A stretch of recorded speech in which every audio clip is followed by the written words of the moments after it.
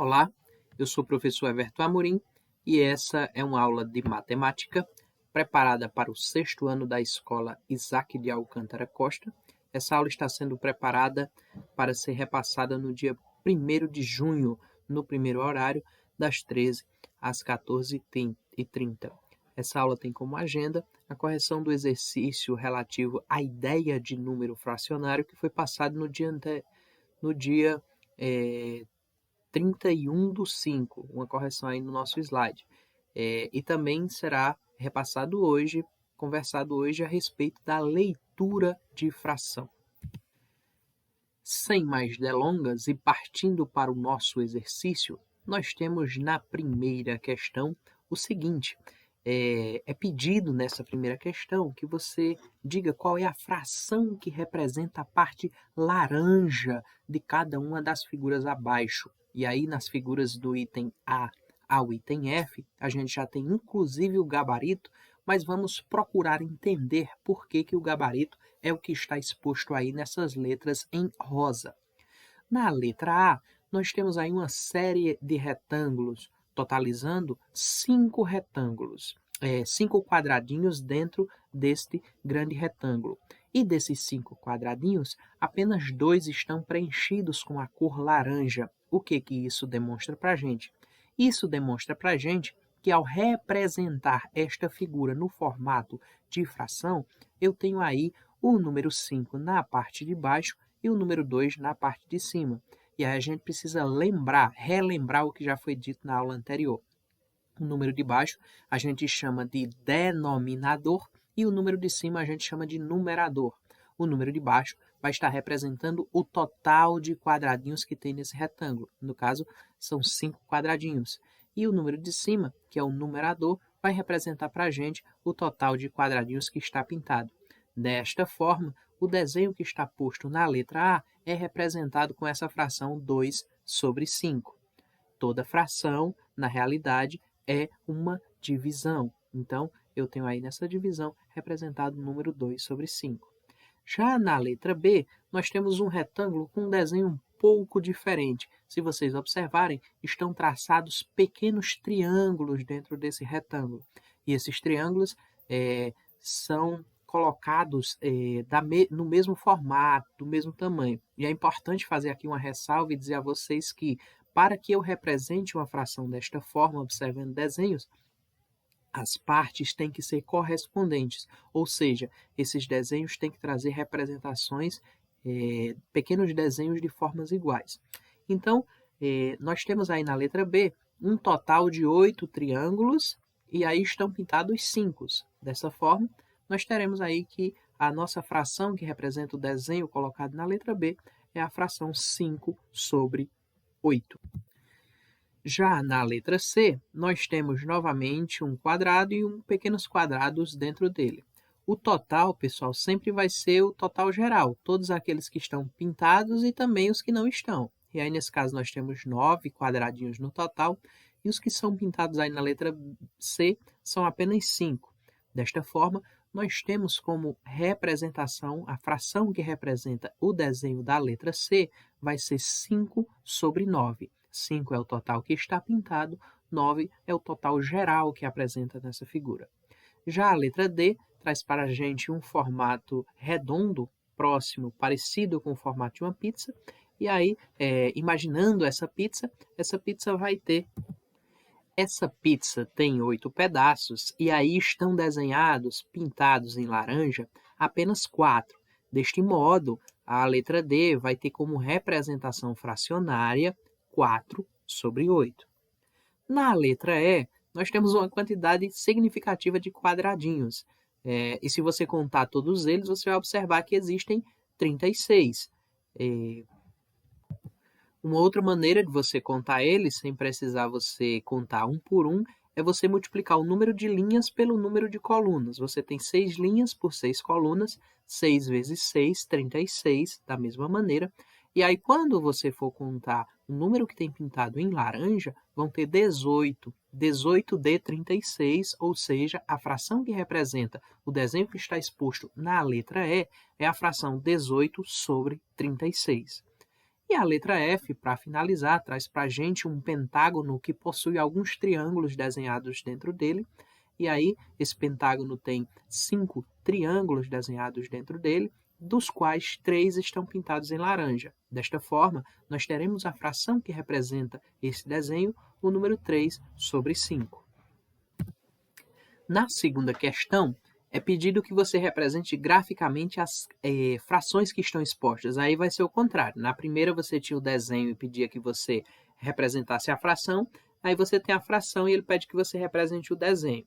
Uma coisa interessante, o livro traz para a gente uma sugestão de gabarito, mas aí o desenho fica livre, você pode fazer ele de várias formas diferentes. Todos podiam ser círculos, todos podiam ser retângulos, ou no caso, lembrando lá da letra F da primeira, você pode até utilizar desenhos que nem são círculos, nem são retângulos. A letra F utilizou um pentágono, por exemplo, um exemplo de um pentágono. E aí ela traz aí exemplos para vocês. Na letra A, nós temos a fração 3/7 e a fração 3 sobre 7. Vocês vão já entender por que eu chamei de 3/7. A fração 3 sobre 7, ele representou utilizando um retângulo, e dentro desse retângulo ele desenhou vários outros retângulos pequenos. Esses retângulos pequenos totalizam 7 pequenos retângulos aí nesse desenho, e aí ele pintou 3. Por quê? 3 é a quantidade que está pintada de 7, que é o total. Já na letra B, ele traz para a gente 8 sobre 8. Quer dizer, ele fez um círculo, assim como a pizza lá que a gente utilizou na questão anterior, e ele dividiu essa pizza em 8 pedaços. Como o denominador, o numerador dessa fração também é 8, quer dizer que ele pintou todos os desenhos, todos os pedaços da nossa pizza que foi colocado aí.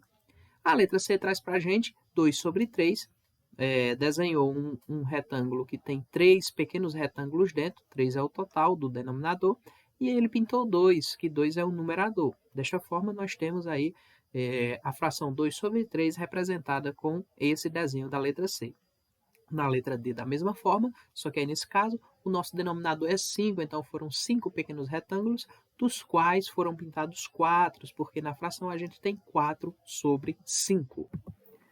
Na terceira questão, é pedido que você responda os itens a seguir, e aí a letra A traz para a gente o seguinte: qual fração do dia representa 7 horas? E também pergunta a respeito de 12 horas.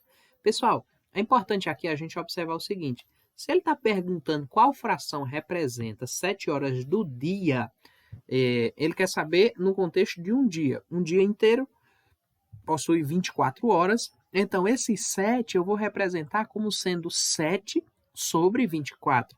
24 vai ser o meu denominador e 7 vai ser o meu numerador. Da mesma forma, com 12 horas, eu vou ficar com 12 sobre 24.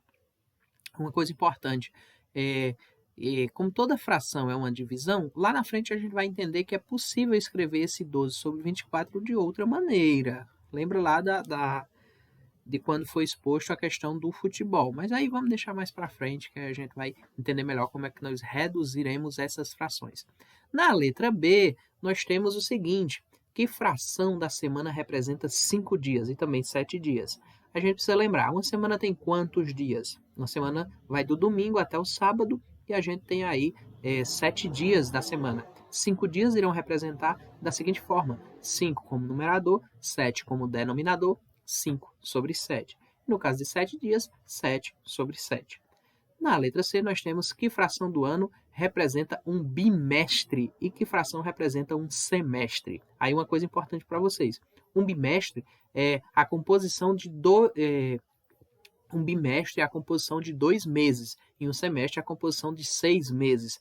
Como o ano tem 12 meses, um bimestre vai ficar representado como 2 sobre 12 e um semestre vai ficar representado como 6 sobre 12. A quarta questão traz para a gente o seguinte: Paulinho retirou 4 peças de um cubo formado por diversos cubos iguais. Observe a figura ao lado. E aí tem o desenho de Paulinho brincando com os 4 cubos e a montanha de cubos do outro lado. E a pergunta é a seguinte: que fração dos cubos ele retirou? E que fração dos cubos sobrou? É importante nesse caso que você compreenda quantos eram os cubos no total. E aí, se você for contar esses cubos, você vai observar que, estando todos no local, a gente teria uma quantidade de 27 cubos. E aí, como ele tirou 4, 4 sobre 27 representa a quantidade que ele retirou. E os que sobraram lá são representados pela quantidade 23 sobre 27. Feita a correção do nosso exercício, o outro ponto da nossa agenda trata a respeito da leitura de frações. E aí, leitura de frações vai estar disposta no livro de vocês a partir da página 133. Quem tiver a oportunidade de abrir o livro, abre aí na página 133 para que a gente observe o que é que vai estar exposto nisso aí que se chama-se leitura de fração. Lá na página 133, nós vamos ter o seguinte, leitura de frações. Na leitura de uma fração, pronunciamos inicialmente o numerador e, em seguida, o termo correspondente ao denominador, que recebe o nome especial. Pessoal, lembra aí, o que é o nosso numerador? O numerador vai ser a parte da nossa fração que está em cima. E o denominador vai ser a parte que está embaixo da nossa barrinha. Toda fração vai ser representada com um número sobre outro número com uma barrinha no meio. A parte de cima eu chamo de numerador, a parte de baixo eu chamo de denominador. Primeiro eu leio o numerador, depois eu leio o denominador. O numerador eu vou ler como um número normal e o denominador, que é a parte de baixo, vai receber um nome especial. E aqui vai estar exposto para a gente que nome é esse, como é que eu leio esses nomes. As frações de 2 a 9 recebem nomes especiais.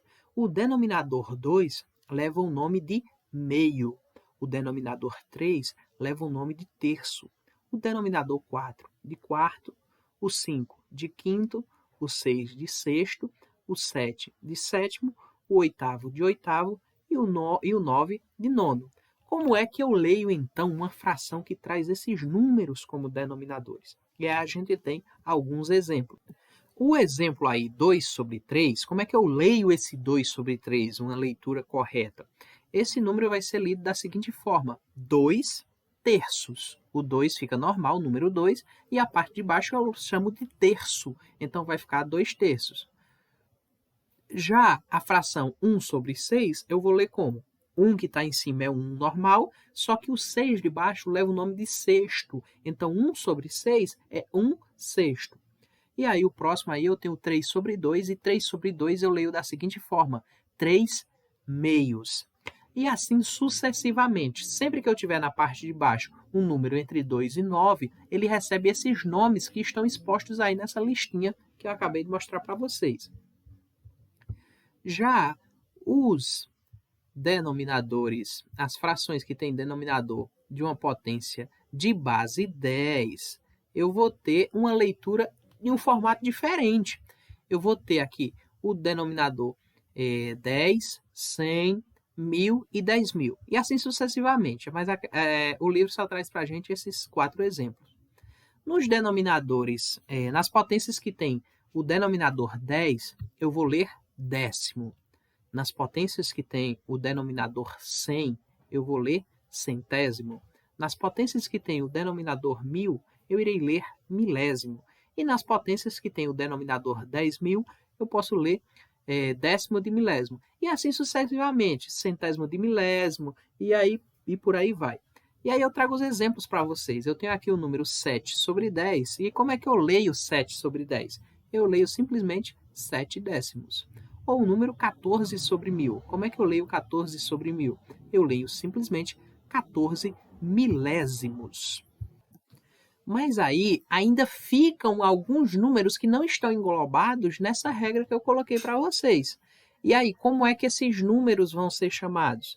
Nos demais casos, nós lemos o numerador, em seguida o denominador seguido da palavra avos. Não é avós, não é avós, é avos. Então, por exemplo, o número 13 sobre 30, eu leio da seguinte forma, 13, 30 avos. O número 9 sobre 200, eu leio 9, 200 avos. Então, Se for número entre 2 e 9, eu leio do jeito que está na tabela. Se for número de base 10, eu leio do jeito que está na tabela. Se não for nem número entre 2 e 9 e nem potência de base 10, eu vou ler seguido da palavra avos. Dito isso, completamos aqui a nossa agenda e iremos retornar agora para o grupo de WhatsApp para tirar alguma dúvida e realizar um exercício de fixação deste conteúdo que aqui foi apresentado.